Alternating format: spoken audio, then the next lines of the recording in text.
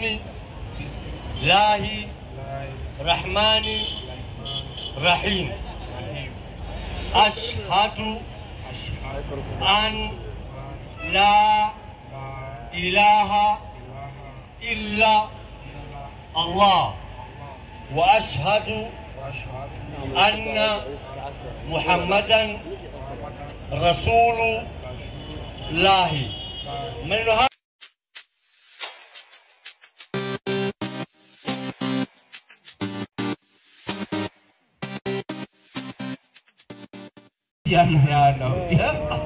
hebu soma andiko. Hebu soma andiko. Yaani unakataa andiko. Unajua afadhali useme andiko hili linasema hivi, lakini mimi naona hapana, mimi kwa imani yangu usienda hapo. Kwa hiyo basi vile inaanza inasema Kristo alitukomboa. Alitukomboa sisi. Ndio. Na ndio maana nakwambia soma tu Kristo alitukomboa. Nataka tuelewane. Alitukomboa sisi. Unaona? Katika nini? Katika laana ya Torati. Kwa kuwa imeandikwa katika Taurati, kila mtu ambaye amepelekwa msalabani ana nini? Ana laana. Yesu kwa mujibu wa imani yako kapelekwa wapi? Walimu, nataka kukuuliza swali kidogo, si ya Biblia. Swali tu ya kuelewana. Nauliza. Kulikuwa na mitume mbele ya Muhammad vile mnaamini? Si ndio? Kulikuwa Yesu alafu Muhammad akakuja. Ndio. Si kuna watu walikuwa wamesoma Torati? Ndio. Kuna watu walikuwa wamesoma Injili. Ndio. Na kuna wenye walikuwa wanaifuata. Ndio. Muhammad alikuja kwa wale wenye walikuwa wamesoma hiyo Torati na kuifuata, ama alikuja kwa wale wenye walikuwa wamepotea kutoka hapo? Sasa hebu kidogo. Ndio na tuende sasa. Angalia kidogo. Kwanza tuelewane. Uniambie kama Yesu ana laana alafu tukwenda kwa Muhammad. Haki ya Mungu. Tukwenda huko. Yesu tuelewane. Andiko linasema 3:13, rudia mwenyewe, usome mwenyewe. Kristo alitukomboa katika laana ya Torati. Kristo alitukomboa katika laana ya Taurati. Kwa kuwa alifanywa. Kwa kuwa huyu Yesu alifanywa nini? Alifanywa laana kwa ajili yetu. Si ndio? Endelea. Kwa ajili yetu. Maana imeandikwa. Kwa sababu zamani kule imeandikwa amelaniwa kila mtu angukiaye juu ya mti. Yaani mtu yoyote amepelekwa juu ya msalaba, imeandikwa kwamba anabeba nini? Laana. Yesu kwa mujibu wako amepelekwa wapi? Msalabani. Kama amepelekwa msalabani, ilikuwa imeandikwa tangu zamani anapelekwa msalabani ana nini? Hiyo ilikuwa sheria. Na Yesu alikuja kutoka sisi kutoka sheria. Samahani. Sitaki kujua kama ni sheria ama si sheria. Sawa. Aliyepelekwa msalabani ana nini? Najua kusema hapo amelaniwa, alifanywa laana kwa ajili. Nani huyo? Yesu. Kwa hivyo hebu kidogo. Kwa hivyo Yesu ana laana. Yesu ana laana. Alifanywa. Kila mtu awekwa juu ya msalaba ana nini? Hiyo ilikuwa sheria. Ilikuwa kila mtu awekwaye kwa msalaba amelaniwa. Hebu kidogo. Yesu kapelekwa juu ya msalaba, akafanywa kuwa laana kwa alipelekwa kwa msalaba. Kwa hivyo tunaambiwa yoyote yule amepelekwa msalabani, hiyo ilikuwa sheria nyuma before Yesu akuje. Hebu mpe mic huyu. 5:17 Mathayo. Ilikuwa sheria, ilikuwa sheria. Mbona fikiri Yesu amekuja kupinga sheria? 5:17 Mathayo. 5:17 Mathayo. Ndio. Msidhani ya kuwa. Yesu anasema msidhani ya kuwa nalikuja kuitangua Taurati au manabii. Mpe mic. Yesu anasema nini? Sasa unaona. Angalia. Hebu nisome 10:26 Mathayo. Usinichokeshe. 10:26. 10:26 Mathayo. Inasema mwalimu. Ndio. Basi, msiwaogope. 24. 24 inasema mwanafunzi hampiti mwalimu wake. Ndio. Wala mtume hampiti bwana wake. Ndio. Yamtosha mwanafunzi kwa kama mwalimu wake. Mpe mic. Hapa wakati mimi naongea wewe ni mwanafunzi, na wakati wewe unaongea mimi ni mwanafunzi. Mimi nikitoa andiko ukienda sokoni unakuwa unanichanganya. Msogezea andiko 5:17, mwacha asome mwenyewe. 5:17 Mathayo, asome mwenyewe. Alafu usisikilize hao watu wamekaa karibu yako.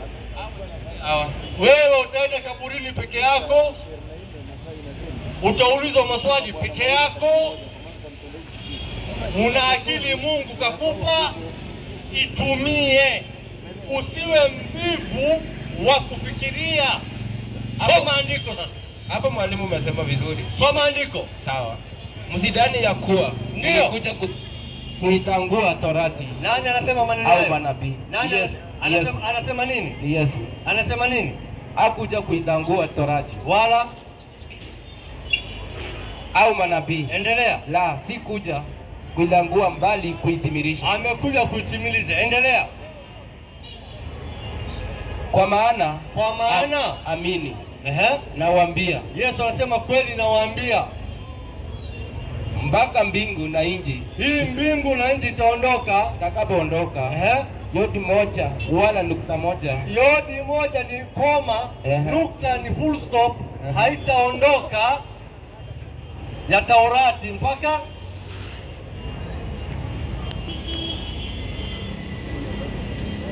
haitaondoka hata yote yatimie. Sasa Yesu anasema hatakuja kubadilisha Taurati. Ile sheria ndo Taurati. Sheria inatuambia kila mtu amepelekwa msalabani ana nini? Mwalimu uko sawa kulingana na vile unasema. Pole pole. Tuelewane. Kwamba huyu Yesu mtu yote ambaye amepelekwa msalabani ana laana. Na wewe kwa imani yako Yesu kapelekwa wapi? Alifanywa kwa laana, lakini ngoja pole. Alifanywa. Si alifanywa. Yoyote yule amepelekwa. Hebu rudia 3:13 Galatia.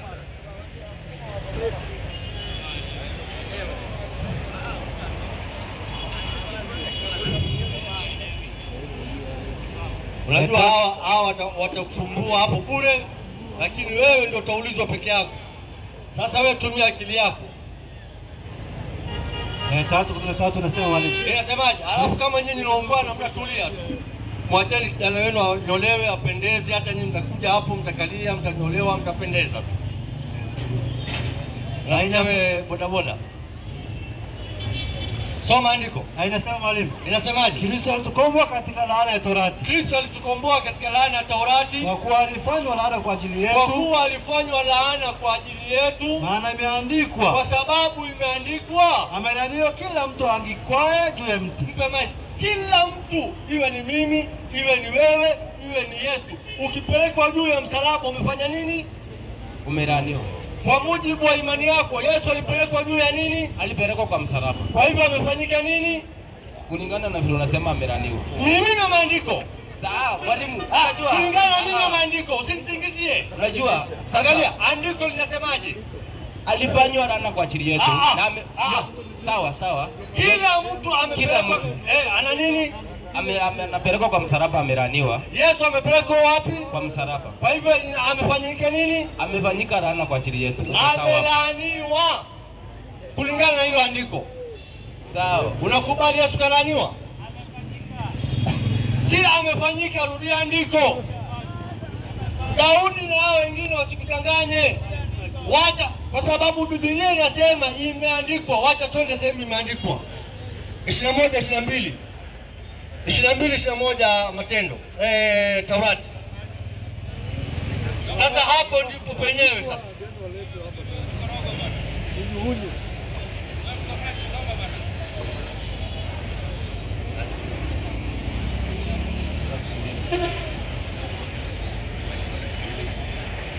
Mpateni kiti pale. Allahu Akbar, Allahu Akbar, Allahu Akbar.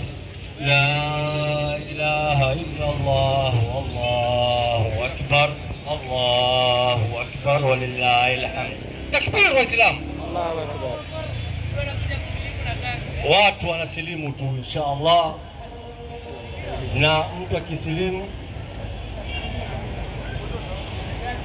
huwa ni neema kubwa na maghfira yanapatikana. Kwa hivyo Muislamu, omba dua yako mtu akiwa anasilimu. Habari yako rafiki yangu? Jema. Toa hiyo kofia.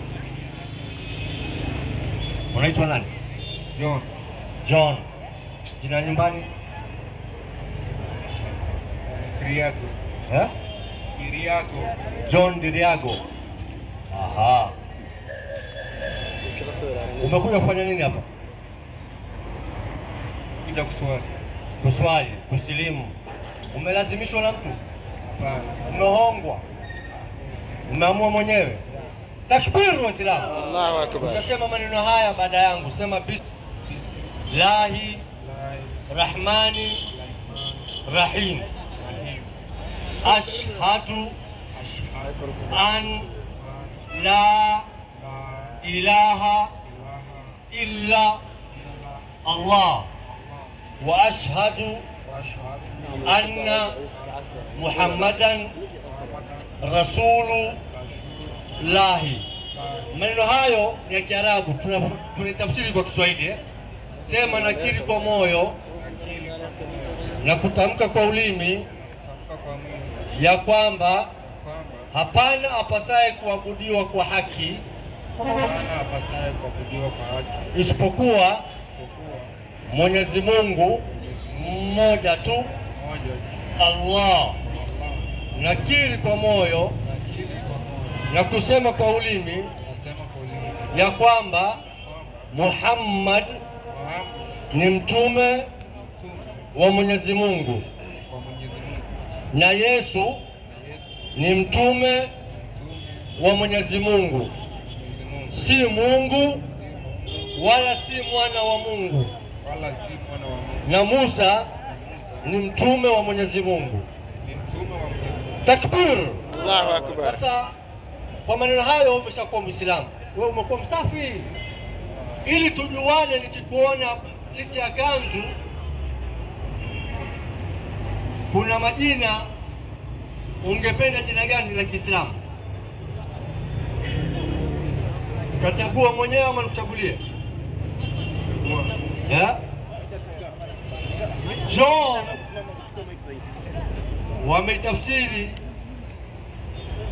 kwa Kiislamu maana yake Yahya.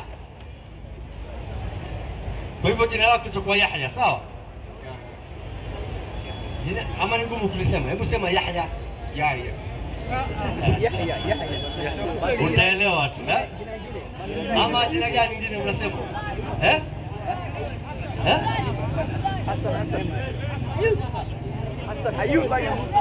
Aisa, angalia. Kuna Yahya, kuna Ismail, kuna Musa, kuna Muhammad, kuna Isa, kuna Salim, kuna Hassan, kuna Ayub, kuna Yusuf, kuna Ibrahim. Chagua. Wacha tuko hiyo gani? Yahya. Takbir.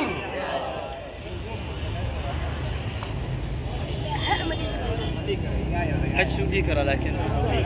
Bayo. Yahya. Njoo upande huu. Njoo ukae na huyu bwana. Atakuelekeza namna ya kwenda kujifunza. Utajifunza wapi? Utasoma nini?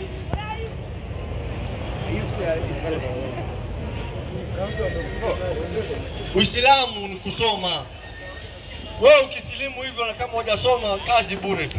Sasa rafiki yangu, sawa, ukisema kwamba Yesu ana laana, ndio maana sisi Waislamu tumetoka nje viwanjani tunamtetea Bwana Yesu, tunasema hajalaaniwa.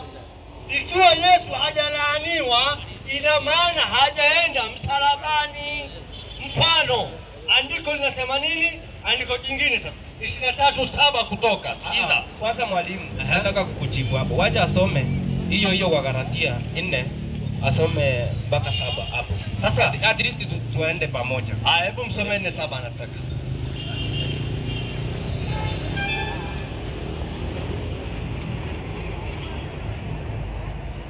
Wagalatia 4 ngapi? 4. Anasema 4. Inasema mwalimu, hata ulipowadia utimilifu wa wakati, Mungu alimtuma mwanawe ambaye amezaliwa na mwanamke, amezaliwa chini ya sheria, kusudi awakomboe hao waliokuwa chini ya sheria, ili sisi tupate kupokea hali ya kuwa wana na kwa kuwa nyinyi mmekuwa wana, Mungu alimtuma Roho wa mwanawe mioyoni mwetu aliaye Aba, yani Baba. Hapo ilikuwa sheria. Before Yesu asulubiwe kwa msalaba, ilikuwa sheria. Ukiwekwa kwa msalaba umelaniwa. Ilikuwa sheria. Hebu kidogo.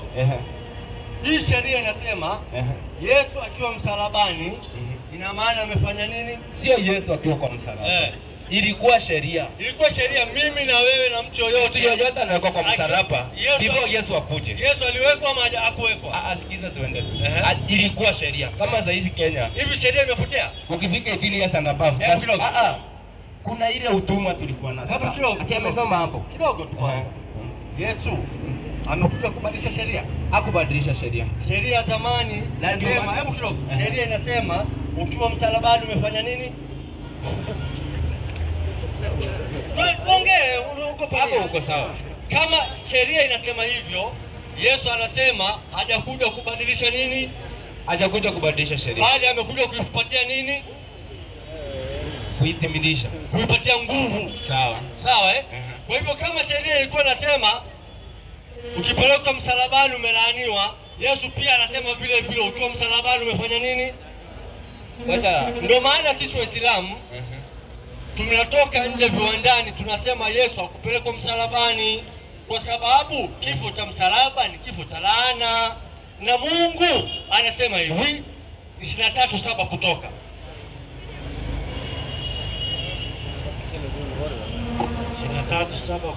Ndio. Inasema mwalimu 23:7 Kutoka. Jitenge mbali na neno la uongo. Mpe maiki. Tunaambiwa tujitenge mbali na neno la nini? Uongo. Endelea. Wala wasio hatia na wenye haki usiwaue. Mpe maiki. Mtu ambaye hana hatia na yule ambaye ana haki tusifanyaje? Asiwaue. Yesu alikuwa na haki. Yesu alikuwa na haki. Alikuwa na hatia. Hakuwa na hatia. Kwa hivyo asifanyaje? Asiwaue. Salamu alaykum. Ayu. Wapi sasa? Haya. Sawa. Nafikiri mwalimu alikuwa hapa kumbe hayupo. Niko na swali. Uliza sasa. Hiyo umemaliza. Lakini hapo tumeelewana kwamba ukisema Yesu kalaaniwa ina maana, ukisema Yesu kapelekwa msalabani ina maana kalaaniwa.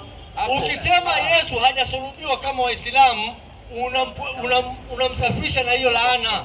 Mwalimu hapo umesema vile umesema imeisha.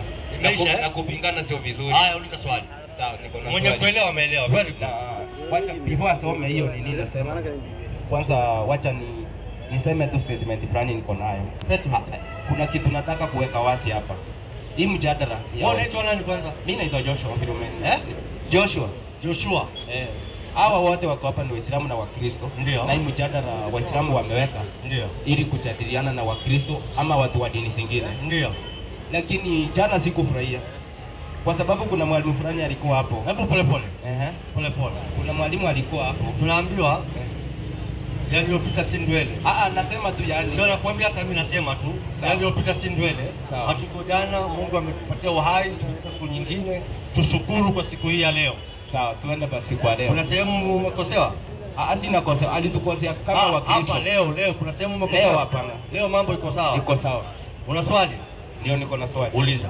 Sasa nataka nisomee kitabu yani aya 2 za Qur'ani. Fasi moja ya Biblia. Hata huyo anaweza jibu, hata wewe pia.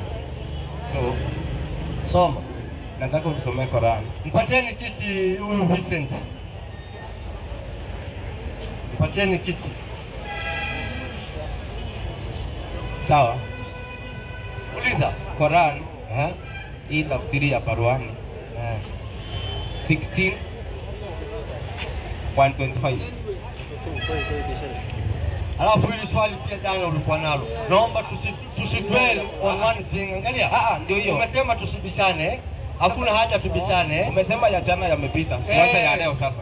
Sasa hii swali uliuliza jana. Hata mwalimu wako anaweza jibu. Kuna mwalimu mwingine hapo. Hii swali uliuliza jana. Na sikujibiwa. That's why nauliza tena. Uliza. Sababu alikasirika na hakunijibu. Uliza. Sasa wacha asome hiyo Qur'an 16:125. na 547. inasema mwalimu, baada ya audhu billahi minash shaitani rajim, bismillahir rahmanir rahim, waita waelekea kwenye njia ya Mola wako mlezi kwa hekima na mawaidha mema, na ujadiliane nao kwa namna iliyo bora.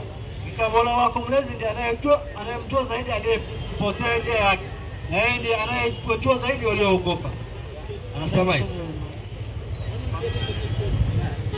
anasema ufafanuzi: ewe nabii, lingania uite watu kwa njia ya haki ambayo Mola wako mlezi anawataka watu wako waifuate, na katika huo wito wako pita njia ambayo inamnasibu kila mmoja wao.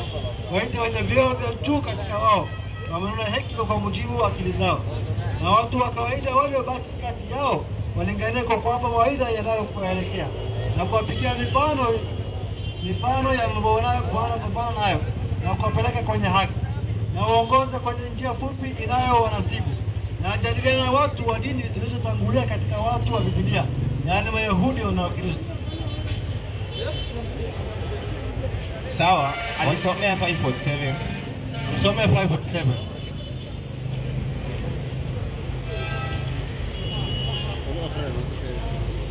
Nasema 5 Suratul Maida aya 47. Nasema baada audhu billahi minash shaitani rajim, anahukumu watu wa Injili kwa yale aliyoteremsha Mwenyezi Mungu ndani yake, na wasiohukumu kwa yale aliyoteremsha Mwenyezi Mungu, basi hao ndio wapotovu. Sawa, swali langu before swali likuje, nauliza haya mambo na hii Qur'ani mnaiamini na ni kweli ama ni uongo? Uliza swali lako. Nauliza hiyo mambo ni kweli? Na kuuliza swali lako. Swali yangu ni mbona mnasema Ukristo sio dini? Na hapa wamesema jadilianeni na watu waliotangulia, wakaweka hapo Wakristo na Wayahudi. Mbona mnapinga basi? Tulia sasa. Sawa. Umeshauliza swali lako Kabisa. Mbona Waislamu mnasema Ukristo sio dini? Salamu alaykum wa rahmatullahi wa barakatuh. Kumbe Ukristo ni dini? السلام عليكم ورحمة الله وبركاته. وعليكم السلام ورحمة الله الحمد وبركاته. لله ثم الصلاة والسلام على أشرف الأنبياء والمرسلين أما بعد. Kiti moja hapo mwalimu. Waislamu kwanza, kama bwana ushafika. Nipeni kiti moja kikuje.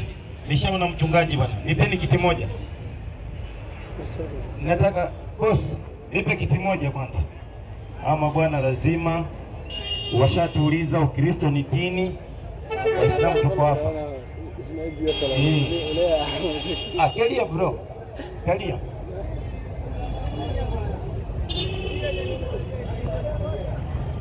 Yaani ninyi bado mnauliza Ukristo dini na watu wanahama kwa Ukristo. Kama ni dini mbona wanahama? Mwalimu, mpe maiki. Brother, swali lako? Swali langu wacha kusomea hizo basi. Swali langu ni mimi basi aya zote nimezisikia. Umesikia? Swali langu ni Qur'ani imesema jadilianeni vyema na watu wa dini walizotangulia. Safi. Na ikasema hapo kuna Wakristo na Wayahudi. Safi kabisa. Ikaenda 547. Ikasema wafuasi wa Yesu ndio ni Wakristo. Safi. Alafu unakuja hapo unasema uliza swali. Sasa anasema mbona mnapinga Qur'an ukisema Ukristo sio dini? Sisi hatupingi Qur'ani. Bali tunachokizungumza ni hichi. Mpe Timotheo wa kwanza 1:4 higa ufafanuzi imprimato.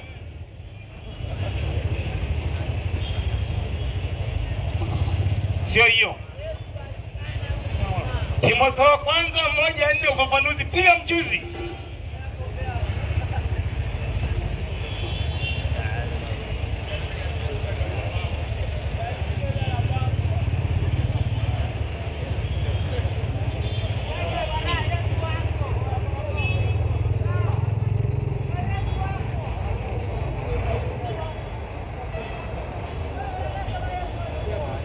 Sasa kumsaidia. Mwalimu ngapi? Timotheo wa kwanza 1:4 ufafanuzi. Sio sisi tunapinga Ukristo. Hatupingi. Kwani mimi nikipinga Ukristo nitasaidika na nini? Yaani nikisema Ukristo si dini, mimi utanisaidia na nini? Hakuna. wala Waislamu hatupingi Ukristo. Timotheo wa kwanza 1:4 inasema 1:4 hapo chini. hadithi na nasaba. Yaani Wayahudi walishughulikia mno kujua. Mwalimu, piga hapo chini 1:4 ama 4:1 mchuzi hapo chini. Ufafanuzi. 4:1. Katika siku za mwisho. Mpe maiki. Brother, Biblia inasemaje? Wacha asoma. Tunaenda pole pole. Mimi nataka tuhojani. Usiangalie kitabu. Umechelewa. Biblia inasema siku za mwisho. Sasa hivi ni siku za siku za mwisho. Siku za mwisho. Mpaendelee. Watu wengi watamwasi Kristo na dini yake. Ndio. Brother, chukua maiki. Sawa. Watu wengi watamwasi Kristo na nini? Na dini yake. Dini ya Kristo ilikuwa ni gani ndio kuwa Mkristo? Sasa mimi nimesema, mwalimu nimeuliza swali. Sasa hapo utakuwa unaniuliza swali. Watamwasi Kristo na dini yake, si ndio? Si wewe ni Muislamu? Mimi ni Muislamu kabisa. Ndio. Sasa tukisema umeasi dini ya Kristo, tutakosea. Mimi sijawasi dini ya Yesu. Kwa sababu gani sijawasi dini ya Yesu? Mimi nakudhibitisha katika maandiko mawili. Narudi kwako kwa sababu unamfuata. Unitolee dini ya nani? Dini ya Mungu ama nataka kama dini ya Yesu. Mimi wewe unamwamini Yesu. Kisha unamfuata kabisa. Ambao Yesu ndio unadai kwamba ndio mwanzilishi wa nini? Wa dini. Mimi nataka nikutolee dini yake. Baada ya kutolea nirudi kwako unionyeshe dini yake, sawa? Sasa umenijibu mwalimu kweli. Ndio nakujibu swali lako. Sawa. Wewe umesema sisi tunapinga nini? Mimi nimetoa mfano, nimesema wewe ni Muislamu. Mimi ni Muislamu. Na mimi umesema wanaoasi dini ya Yesu. Sasa nikatoa mfano nikasema sawa. Mimi ni Muislamu. Safi kabisa. Mpe Qur'ani sura 3 aya yake ni 52. Barwani piga.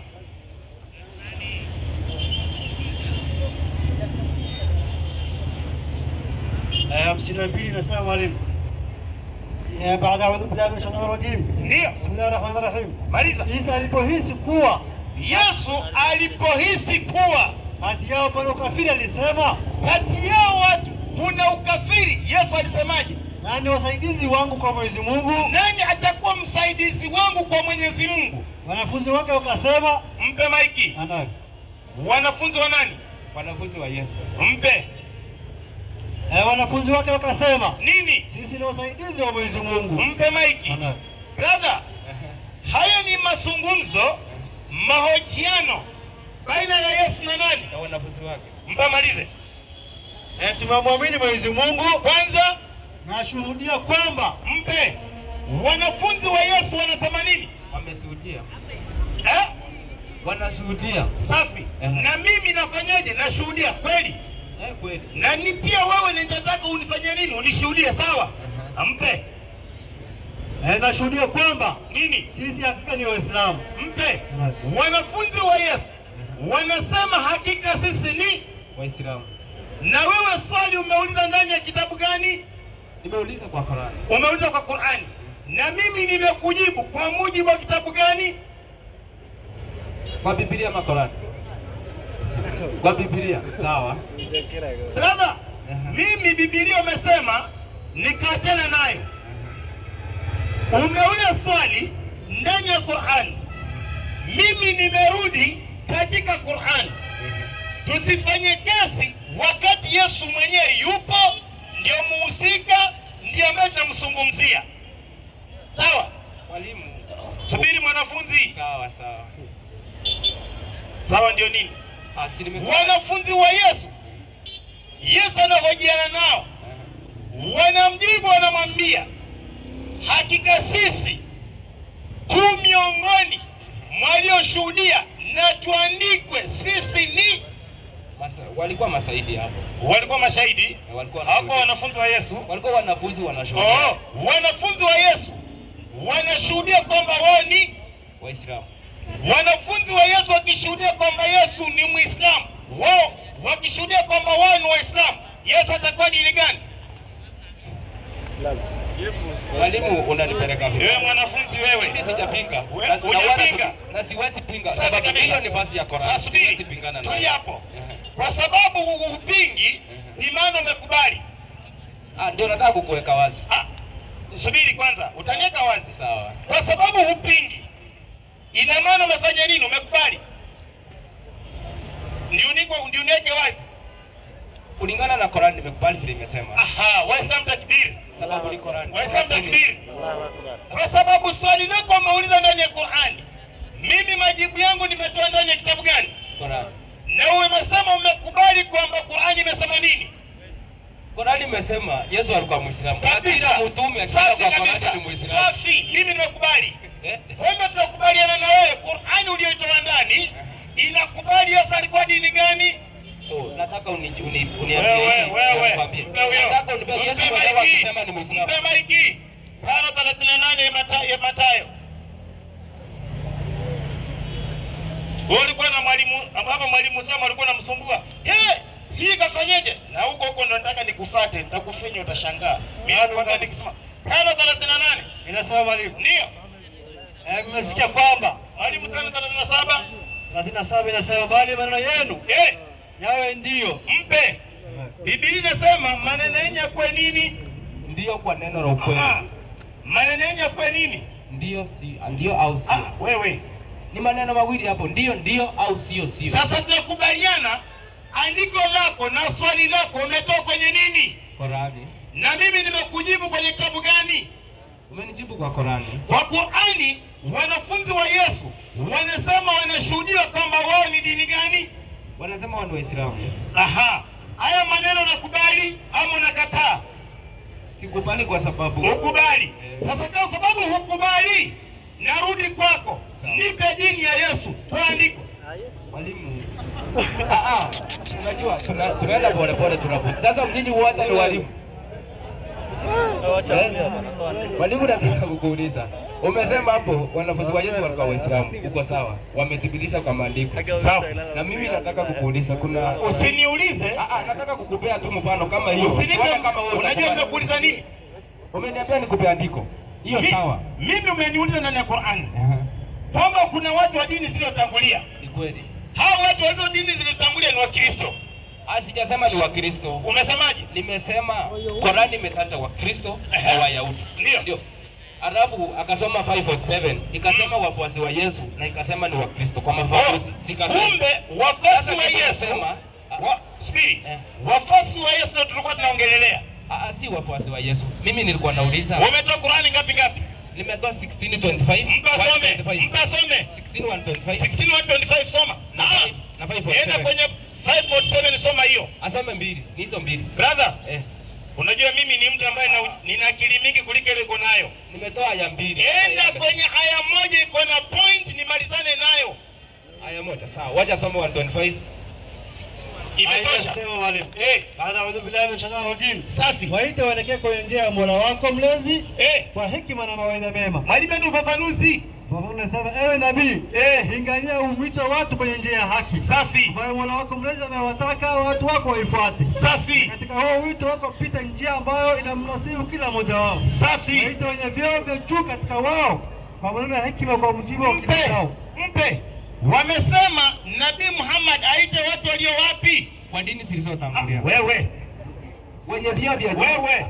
Sina teramuka. Sasa huko sijafika. Sawa. Kwa vyeo vya juu. Unajua mnapenda kudandia gari kwa mbele kabla hamjajua limetoka wapi. Hakuna kudandia. Twende tu bwana. Brother, huyu nabii ameambiwa aite watu walio wapi? Kwa vyeo vya juu. Kumbe hata sio wewe mwenye uko kwa cheo cha chini. Hapa ninazungumziwa, nataka mchungaji aje hapa ndio nataka nijadili na yeye, si wewe. Mkamalize. Waite wenye vyeo vya juu katika wao kwa maneno ya hekima. Unaona? Kumbe kanisani mpe maiki. Kuna bwana kasisi kabisa. Kuna padri. Hako. Kuna askofu. Wapo hao wote. Wewe kanisani uko na cheo gani?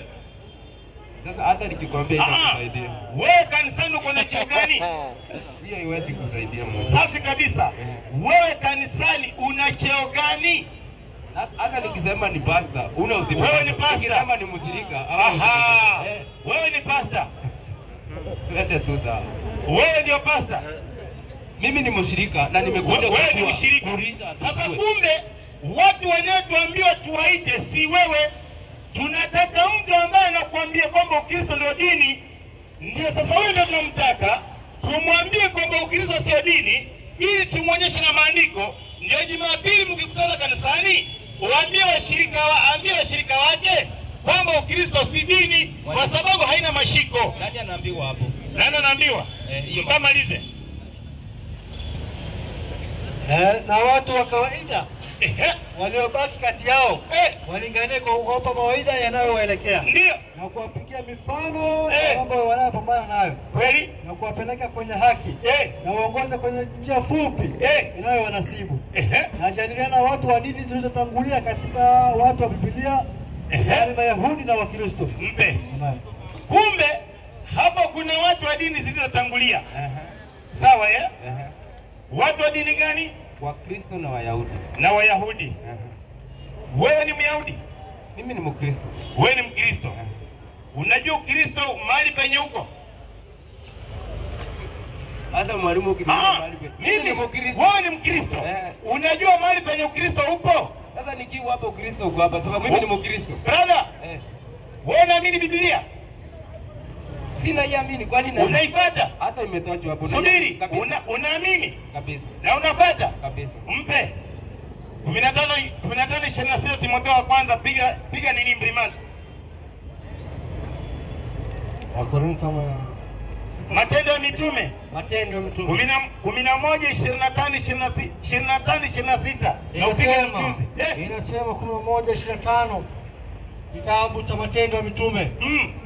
Kwa wale wenye kusoma na kusikiliza maandiko ya Biblia. Inasema hivi. Naam. Kisha akatoka akaenda Tarso kumtafuta Sauli. Endelea. Hata alipokwisha kumuona akamleta Antiokia. Safi. Ikawa kwa muda wa mwaka mzima. Endelea. Wakakusanyika pamoja na kanisa. Safi. Na kuwafundisha watu wengi. Na wanafunzi waliitwa Wakristo hapo kwanza hapo Antiokia. Mpe brother, ukisikia kitu maana ya kwanza kabla yake kulikuweko hapo uko sawa. Hakikuweko. Sawa. So subiri. Ngoja kwa Werasi. Endelea. Subiri. Brother, nitakuja kwako ukiona mwenzako ako kwa kinyoza na nyolewa, chako anza kukitia maji nitakukujia. Brother, ukisikia hapo kwanza kulikuweko kabla hakukuwapo. Sasa tunaambiwa wanafunzi mara ya kwanza waliitwa nini? Wakristo. Hapo wapi? Antiokia. Antiokia ni wapi? Mimi hapo sijui ni wapi. Ujui. So kumbe unafuata kitu ujui kimetokea wapi? Kwanza wacha kunipeleka hivyo. Na mimi nataka anisomee 6:14 Qur'an. Alafu nikuulize. Brother, 6:14 nitakuja. Nataka na wewe niambie. Antiokia iko Roma ni Italy. Sawa, sijakataa. Ndio naona mwanzilishi. Mwalimu subiri. Ngoja kwanza. Ngoja unajua huyu Rasi. Naelewa. Rasi Mr. kupiga na maandiko lakini kama unanikujia. Hana shida Rasi. Usione najadili na huyu ni kama sina maandiko ya kufuata huko. Wacha. Chris. Hata si Chris ni Mungu pia. Chris. Usione hapa niliposimama nakosa maandiko ya kukupiga hapo kando. Lakini vile walimu wangu walinikataza. Nakupa chance ya mwisho. Ukipiga tu kelele na kufuata huko. Brother, sawa mwalimu. Kumbe Wakristo mara kwanza wameitwa kutoka Antiokia, Roman Italy, sawa? Uko sawa. Huko ndio Kristo ametokea. Hiyo jina lilipata. Subiri. Papa wa kwanza ametoka wapi? Papa wa kwanza ametoka wapi? Ni Rome. Wa pili ametoka wapi? Mimi hao siwezi danganya. Huyu papa aliyekufa juzi ametoka wapi? Mimi si hujui. Asiwezi pinga. Huyu papa aliyekufa juzi tumemzika. Ametoka wapi? Unajua sasa huyo ni viongozi wa Katoliki. Ndio viongozi wa Katoliki. So huamini. Sasa hadi siwaamini. Hao ni viongozi wa Katoliki. Haya mpe kidogo sikia mchuzi. Wakristo Wakristo ndio maana yake wafuasi wa Kristo. Kumbe Mkristo, mpe maiki. Unaposikia neno Kristo ni mfuasi wa nani? Wa Kristo. Hata Qur'ani imesema sawa. Bas. Mpe kimya. Hilo ni jina la kupanga. Mpe. Unaposikia kitu cha kupanga maana yake nini? Mwalimu, hapo uko sawa vile umesema. Lakini tumesema sawa ya kwanza. Subiri. Nini maana ya kupanga? Walipokutana. Walipokutana walipanga. Maana yake walizua. Kitu ambacho hii Biblia imeandikwa huko. Antiochia. Wapi? Mali unasema Antiochia. Kumbe Yesu anakubali kitu hiko. Qur'ani iliandikwa huko. Subiri. Kumbe hili neno Kristo ni wafuasi wa nani? Mwalimu subiri, wasema tulie tu kidogo. Huyu mzuri. Kumbe neno Kristo ni wafuasi wa nani? Ni wafuasi wa Isha. Ni wafuasi wa nani? Wa Yesu. Hili neno la kufanyaje? Sasa ndio nakuuliza. Hili neno la kufanya nini? Qur'ani na watu kukutana. Ni nani walikuwa mbele? Tunakuja huko. Kumbe hili jina linakufanya nini? Sawa, ndio kupanga vile. Ndio kupanga. Mpe mwalimu. Mwalimu igusa, shikilia kwanza. 24:4 Mathayo. Sawa. 24:4 Mathayo. Inasema 24:4 Mathayo. Inasema hivi. Inasema 24:4 Mathayo. Inasema hivi. Yesu akajibu akawaambia, angalieni. Ndio. Mtu asiwadanganye. Mpe kwanza. Yesu anatuonya, anasema nini? Mtu asiwadanganye. Wewe utasema ukweli ama utatudanganya? Lakini kotini ndio mnafungwa. Mwalimu unaenda mahali penye sivyo. Mimi niko katika sasa hauko hapo. Kitu ya kwanza, hata ukisoma hiyo Matendo ya Mitume yenye umesema, ukisoma 12:1, wacha nikusomee. Ngoja. Sasa utanisomea upate kuelewa. Haikuanzia hapo. Mimi wacha nimalize hapa na ndugu yangu, alafu wewe utanisomea lako. Yesu anatuambia nini? Mtu asidanganye. Lakini wewe unadanganya. Mimi nadanganya kabisa. Andiko limesema Kristo ni wafuasi wa nani? Ni wafuasi wa Yesu. Hilo jina ndio kufanya nini? Sasa kwa bibi, wewe hili neno la kufanyaje? Kwanza tuende pole pole. Tunaenda pole pole. Kwani mimi nimetoka nje andiko ama niko ndani andiko? Hivyo watu kwa kukutana, Qur'ani ilikuwa. Watu wakutane wapi? Au walikutana Antiochia. Qur'ani ilikuwa. Qur'ani ilikuwa. Qur'ani ilikuwa. Ilikuwa. Na Qur'ani imetaja wa Kristo, si ndio? Imewataja. Ndio. Hata si nini moja. Imewataja. Hiyo ni kumaanisha jina lilikuwa maarufu. Sasa hili jina limetokea wapi? Ungeniuliza hivi. Hili jina limetokea wapi? Mwanzilishi nani? Sababu ya kufanya kuanzisha nini? Ningekujibu. Lakini hebu tumalize ile andiko. Hili ni jina Kristo. Jina Kristo ni wafuasi wa nani? Ni wafuasi wa Isha. Wafuasi wa Isa. Hili jina linafanya nini? Sasa mwalimu, sababu yake kujibu. Ngoja kwanza. Hili jina linafanyaje? Sababu tutapingana hapo mpaka kesho. Tutapingana hapo. Mpe wewe kofia green huyu. Amekuja mbele yenu wote. Huyu kofia green amekuja mbele yenu wote. Huyu jamaa najua akienda huko na Yesu amesema angalieni mtu asije kawadanganya. Wengi watakuja kwa jina langu akisema mimi ndio Kristo. Sasa hapo ndio anajua alikuwa anaenda kula msumari, akasema hapana, hebu turudi kwa Qur'ani kwanza. Hawa jamani hao bwana ni wajanja sana. Brother, habari yako? Wewe Rosta. Salama kabisa. Unaendeleaje? Hebu nikukumbushe jina, unaitwa nani naitikia? Jina langu ni Baraka. Baraka. Mungu wa baraka, wa baraka, wa baraka, Mimi naitwa Saidi, dini yako? Kristo. Kristo. Swali? Niko na swali. Uliza. Mimi nauliza, nyinyi mnamfuata Yesu? Sisi? Sisi? Kabisa, mpe. Mwalimu? Ipo. Huyu anaenda polisi kuuliza kofi huyu. Ile 23 kumpiga 18 19 Yohana. Ati mnamfuata Yesu kabisa huko huko. 18 19. Wewe unaenda pale reception unauliza polisi, ambia polisi unaweza nipiga kofi. Basi kuhani mkuu akamuuliza Yesu habari ya wanafunzi wake. Brother, badilisha nini kidogo? Badilisha nini kidogo?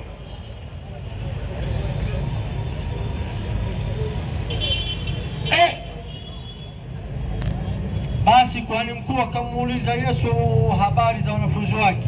Mpe maiki. Nani anaulizwa? Yesu.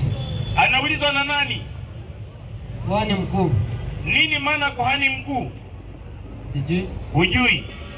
Ni mtu mkubwa aliyemzidi cheo. Sawa brother? Yes. Usiingie TikTok wakati una data, nitakutumia nitakutumia zambao. Brother, kuhani mkuu anauliza nani? Yesu. Mpe habari za wanafunzi wake na habari za mafundisho yake. Mpe. Huyu kuhani anamuuliza nini Yesu? Habari ya mafundisho na wanafunzi. Kumbe walikuwa wanamuuliza habari za wanafunzi wa Yesu, sawa? Ndio. Na mafundisho yake, sawa? Yes. Mtamalize, usinikimbie. Yesu akamjibu. Mpe. Nani anapenda majibu huyo? Yesu. Maneno Yesu ni ya kweli ya uongo? Yesu akizungumza kitu kweli uongo? Ni ukweli. So majibu ya Yesu yatakapokuja tukubaliane kwamba ni ya kweli. Ndio. Na kiwa ya kweli utafuata. Yakiwa ya kweli utafuata. Ndio. Mpe. Yesu akajibu, mimi nimesema na ulimwengu waziwazi. Mpe maiki. Yesu amezungumza na ulimwengu Waziwazi. na sisi hapa tuko mbele ya watu, sawa? Na dunia inatuona. Yes. Mpe maiki.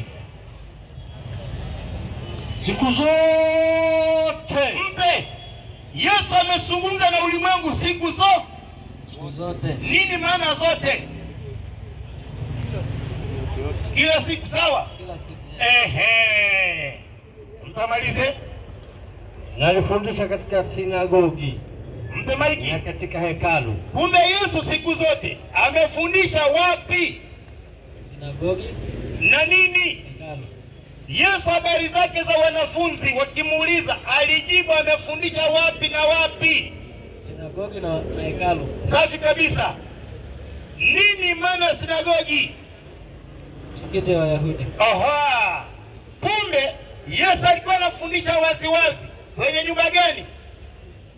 Msikiti. Ukiona mtu amevaa suti na Biblia kwa mkono, kutembea na Yesu, mimi napenda kutembea na Yesu, mimi napenda, anaenda kanisani. Dini gani? Acha nikuulize. Wewe sasa utaniuliza la kwa pili, ya kwanza hujamaliza. Subiri kwanza. Ni Mkristo. Ni Mkristo lakini subiri, lakini kwa dini ndio mnaona nganga juzi alipiga mtu kofi, dakika ya mwisho amemgeuka kwenye online anasema, huyu jamaa alinipiga kofi kadhaa akaniambia twende kule Yerusalemu. Huko hatuendi. Ukiona mtu anaenda kanisani, dini gani? Mkristo. Na Yesu alikuwa anafundishia wapi? Sinagogi. Ukiona mtu anaenda sinagogi ambayo umesema ni msikiti, dini gani? Aya gani?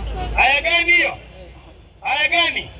Sasa sikiliza, huyu ndugu yako nimemwambia nimempatia warning ya mwisho.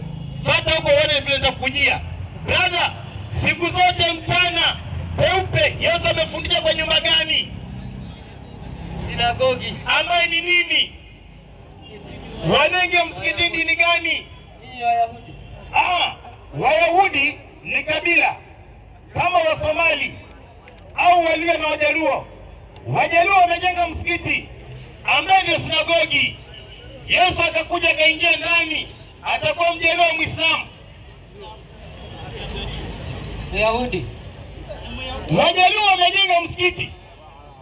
Mwalimu, Hawa watu wanafanya mchezo hapa. Ningependa tuwaondoe tu waende, hata walazimisha kuja hapa. mwalimu wetu Hata walazimisha kuja hapa. Mwalimu tulia kidogo. Kidogo. Hapa sisi hata walazimisha kuja hapa. mpe mzee mwenye amevaa kofia, ndio nataka kuongea na yeye. Sawa Kwa sababu Yesu amefundisha kwa mfano. Yes. Brother, mzee kanisa. Yes. Alafu Msomali akakuja akaingia ndani. Anakuwa dini gani? Kristo. Ni Mkristo. Mjaluo amejenga msikiti, sawa eh? Alafu Masai akaingia ndani, anakuwa dini gani? Muislamu. Yesu mafundisho yake hadharani peupe na majibu alikuwa anajibu akiwa kwenye nyumba gani? Wewe hata hujanielewa. Hujanielewa kitu nakuuliza mimi. Hebu umeuliza nini? Hujanielewa. Umeuliza nini? Nimekuuliza. Yeye mnasema mnamfuata Yesu. Na hujangojea nikuulize swali. Wewe umeniuliza hivi? Je, mnamfuata Yesu? Ndio, nikajibu ndio. Nilikuwa najibu na andiko, ni wapi tunamfuata Yesu? Tunamfuata akiwa wapi? Nitakuuliza unionyeshe ni wapi. Nimekuuliza mnamfuata Yesu. Unasema ndio ama hapana? Ndio namfuata. Unamfuata? Ndio. Yesu alibatizwa kama Muislamu? Yesu alibatizwa. Yes. Aliyembatiza Yesu nani? Yohana. Wapi andiko? Usomee Yohana 10:30. 10:30 Yohana alibatiza Yesu. 10 anasema 39. Wakatafuta tena. Yohana 10:39. Wakatafuta tena kumkamata. Lakini akatoka mikononi mwao. Anasema 38. Lakini nikizitenda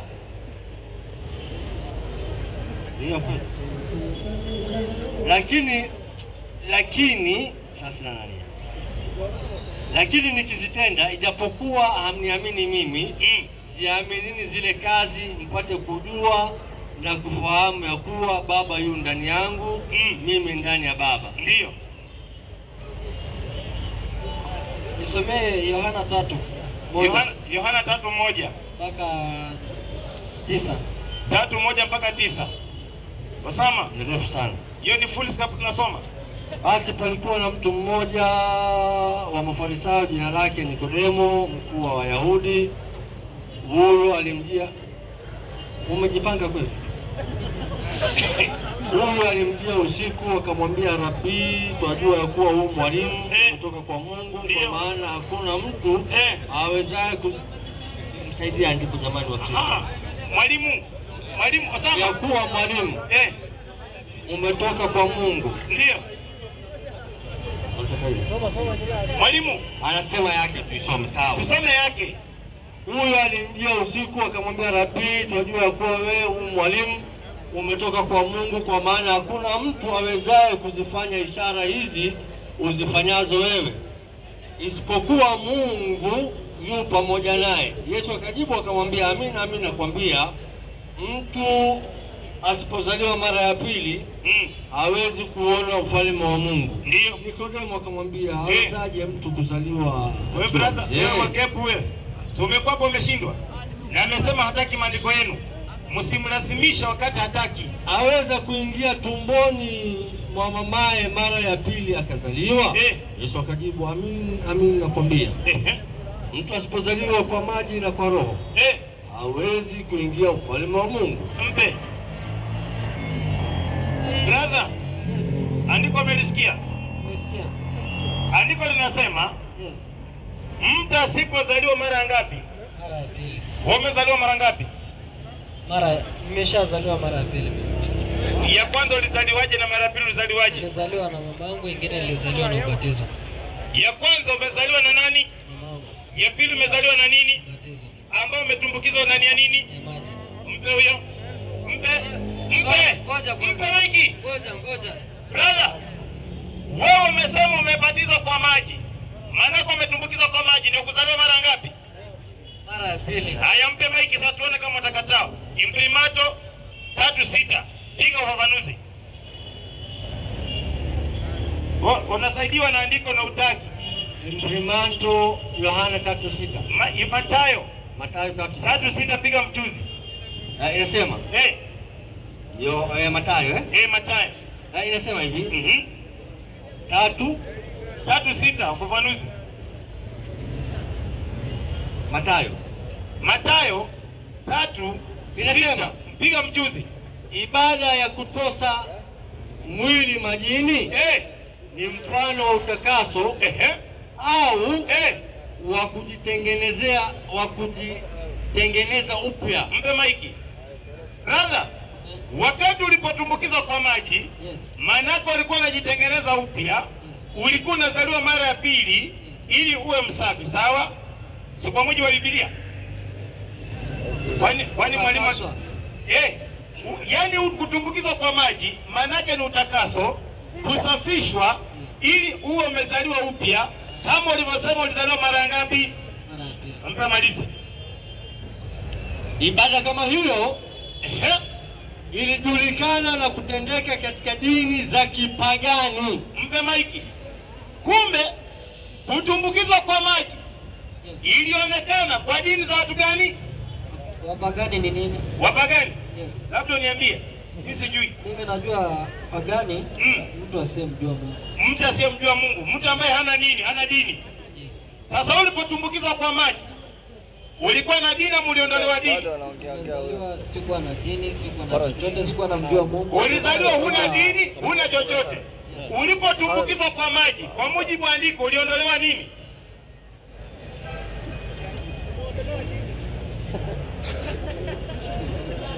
Wewe mpe huyu mzaa mwisho huyu.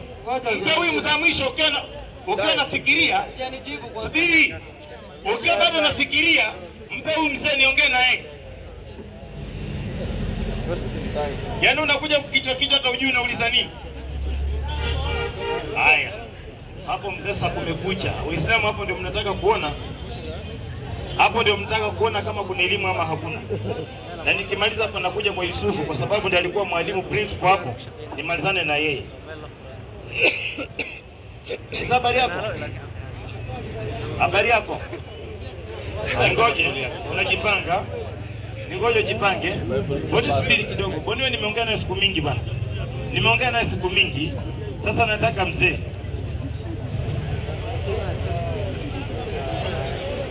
Kwani unataka mic? Unataka mic? Osama mpe mic huyu. Waja mzee ajipange kwanza. Mzee anajipanga. Ndio.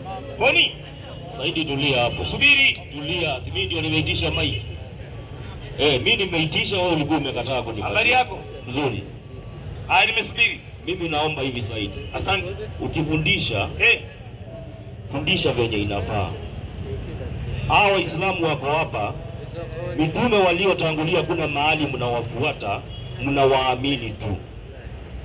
Si ni sawa? Nyinyi mnafuata tu mtume Muhammad. Si ni kweli? Na nyinyi mnatuambianga sijui hulu wakati wake ulipita, sijui Kibaki ilipita, sasa saa hii ni mtume. Fundisha ukweli, sema mitume waliotangulia tunawaamini, hatuwafuati. Swali bila kukosoa tu. Wewe ngoja. Sasa wewe kuna mahali nyingine tulia, kuna mahali nyingine umesoma hapa. Mzungumze kwa zamu. Ndio. Usizungumze kitu ukanipandikia alafu usitake mimi nisafishe. Ndio.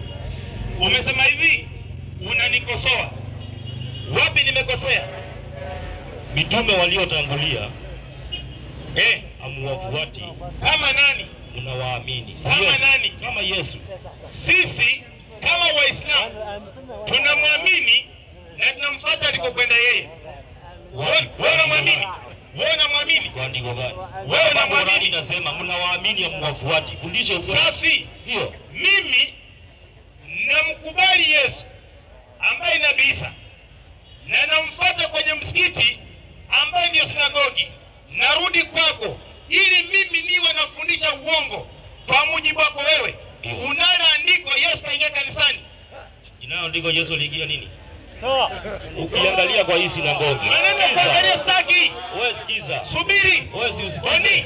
Nisikiliza vizuri.